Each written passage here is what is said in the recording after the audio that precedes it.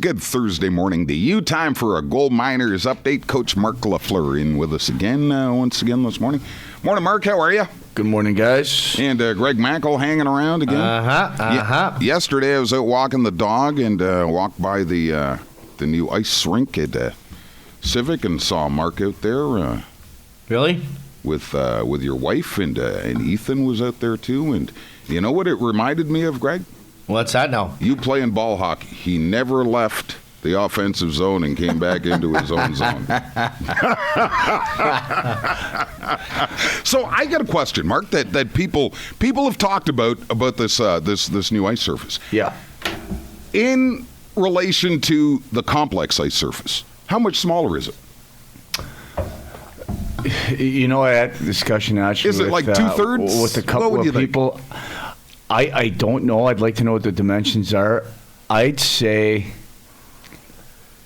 maybe a third. Really? Of the size, yeah. Really? Maybe a little more than that. I'd say maybe close to a half, in between a third and a half. That's my estimation. Okay. Yeah.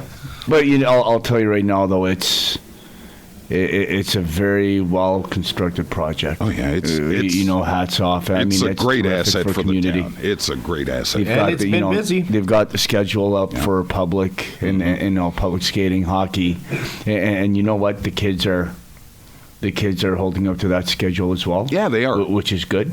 And what's nice to see is kids just out playing. Yeah, just out playing. No structure, just out playing. Having some fun. So you're coming off a very good weekend, Mark. Beat Timmins, big win, and then tying Powassan, who was beating everybody. Yeah, 3 out of the last 4 games versus Powassan have been really close. Yeah. So just a bounce here, bounce there. Bad play for them to tie the to tie the game up late in the third, but very entertaining game for the fans. Oh, yeah. Both games were.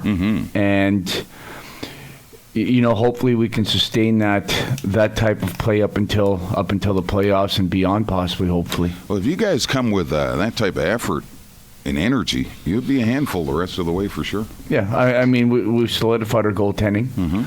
We've gotten better up front. We've gotten better on the blue line as well the last couple of days. So now it's just a matter of having the guys executing on the game plan and on plays. Right now, and again, we've said this all year, this league this year is, I know Powassan is the class of the league, don't get me wrong, but I mean, you could have 5 or 6 different teams win this league. Yeah, it's a tight league. It's really, like last night, Blind River going into the Sioux, beating the Sioux. That's right. The Sioux is certainly not what they were in the last few years. Well, again, as much as you say that, Blind River's not as what they were the last couple of years. Blind River's taken 5 steps forward. You know what I mean? So there are a lot of teams that have made some great acquisitions throughout the summer and throughout the year to be very competitive. So you mentioned that January 10th you had to, and you made some moves before that deadline. So you're pretty well set now then, Mark, or how does that? We're set. That must help the team too, and getting to know guys. Yes, and not only that, having the guys not worried that they may have to go and whatnot. Yeah, exactly. Everybody can relax. Everybody can relax now. Some teams may have kept the card. We did not. So we have our 23-man roster. And it's set. The guys that are here are the guys that are here to stay now. Okay, now, fans that were at the games last weekend saw the latest acquisition up till then, Patrick Smith, in uniform. And he only had maybe a practice or 2 under his belt prior to that. So at times, he's going one way, line mates, not accustomed to the systems yet. After a week of practice now, you see a lot of improvement now? He knows where to be. Comfortable, not thinking about it. Like, we're really big on positional play on this hockey team because we want to get the puck back. And to get, you look at the Chicago Blackhawks, they don't go and have 70 hits per game and whatnot. Like, all their success is through positional play. Yeah, sure. Okay? Positional play is important now. So we take a lot of pride in that type of stuff. So somebody who comes in and isn't sure where to be positionally or isn't in the right spot, well, it affects us getting some scrums into play and possibly getting her at the puck back. So he's starting to understand where he's got to be in certain situations. And as we go with every practice, he's getting better, and it's going to translate into games. And you're happy with your goalies too, Mark, you had mentioned. Yeah, I mean, we when we made the goaltending change, and when I say change, I mean we brought in 2 new guys at the same time. We were looking for consistency, and also the ability to steal a game or make some very big saves to keep us in there. And we're getting that, and we're very happy with Ridge and with Allen. Yeah, for sure. Okay, so it's a 2-game weekend. We've got a lot of road games this month. You're in Cochrane on Friday, then Iroquois Falls on Saturday. Cochrane ahead of you. They're second in the division, while Iroquois Falls is 7 points back in 5th place in the East. So, yeah. And like I say, it's the start of a lot of road games, right? Yeah, exactly. A lot of road games, and I mean, ultimately, whether you're playing here or you're playing on the road, we want the teams to adjust to our play now. Yeah. I feel that we have the team to do so. I think up front, our depth is as good as anybody else in the league. And you've added one more guy that we haven't seen yet.